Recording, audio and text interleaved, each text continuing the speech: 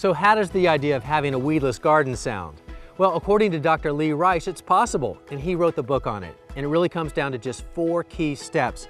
In this video, I'll walk you through those all-important steps so you can be well on your way to having your own weedless garden too.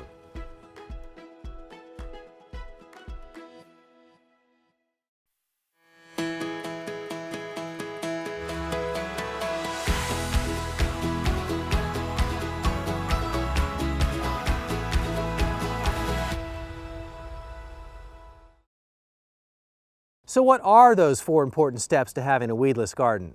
Well, here they are as I learned in my visit to Lee's own weedless garden.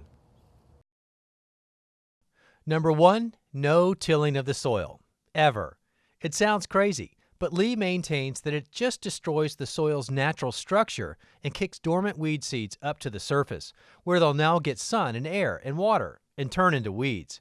Pick out weeds by hand when you see them, but put that tiller in your next garage sale.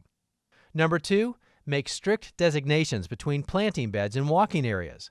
Don't walk in the planting beds and you'll never compact the soil you want to plant in with foot traffic. Number 3, cover your planting beds with compost.